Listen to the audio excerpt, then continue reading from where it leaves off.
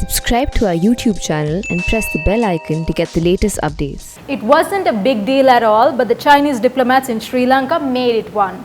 On the 13th of April, Twitter mistakenly suspended the official account belonging to the Chinese embassy in Sri Lanka.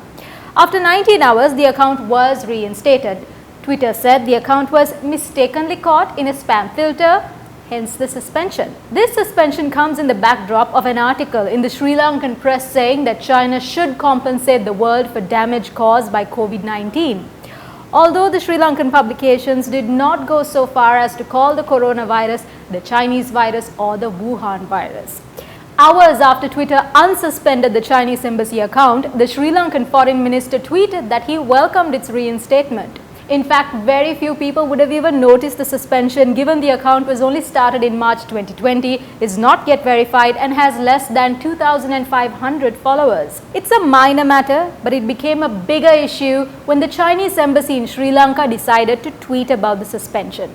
The embassy said it had to speak to Twitter twice to get the account unsuspended, that Twitter never gave them a specific reason for the suspension, and the Chinese embassy went as far as saying there were double standards in exercising freedom of speech and that freedom of speech should be honored. So how do Sri Lankans feel about Chinese diplomats who represent a country which controls freedom of speech and now complain about an alleged lack of freedom of speech when it was mistakenly directed at them? Hi, I'm Indi Samarjiva from Colombo, Sri Lanka. So I love to follow the Chinese embassy's Twitter account here. I love being able to scold China directly rather than tweet into the void. I know it's propaganda, but they respond, and to me it's like a lot of fun to interact with. Twitter recently suspended their account, which has become a bit of a diplomatic incident. I don't think they came back. I don't think it's a big deal either way. People get suspended. It is a bit funny seeing China complain about, like free speech and censorship, which I have pointed out to that account. And they've said, if Twitter came to China and followed our laws, we'd let them, which of course means if you let them have rampant censorship on Twitter, yet they're asking for free speech on this platform here so they can spread their propaganda. It's still amusing. I suppose propaganda has a dark side to it at some end, but as just a casual Twitter user, I think it's fun to be able to interact directly with the Chinese representative. So our foreign minister, Dinesh Gunawardena, got involved in this Twitter suspension, I think awakening from his Twitter slumber to congratulate them on being unsuspended. I don't know. I don't think it matters either way. I don't think it's a big deal. They've sort of made a big diplomatic incident around something I think relatively minor in the scheme of things. Iqbal Atta, senior journalist in Sri Lanka, said it is not a big deal that Twitter suspended the Chinese embassy in Sri Lanka Twitter account. However, this comes in the backdrop of the embassy publishing an open letter against articles by a Sri Lankan publication that said China should compensate for damage due to COVID-19.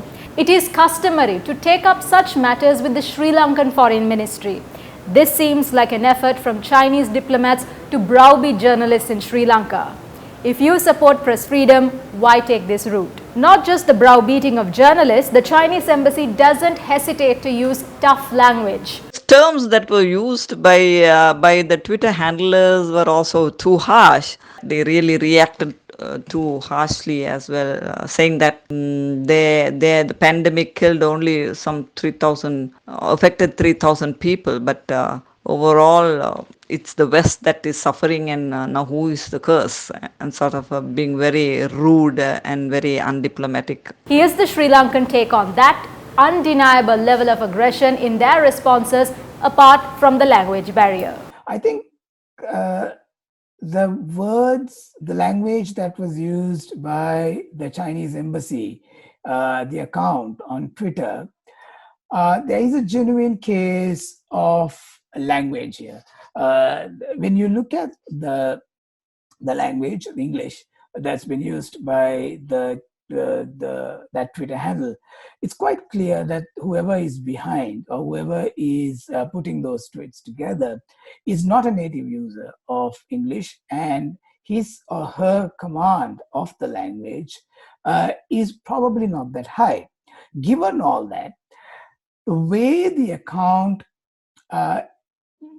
initially came out, they're quite aggressive. It actually fits into what Chinese diplomats have been doing since the COVID pandemic went global, we've seen a couple of Chinese diplomats being very aggressive. So that's how Sri Lankans react to the Chinese complaining about freedom of speech and censorship. How do you feel about it? Let us know in the comment section below. For The Print, this is Regina Mihindukula Surya.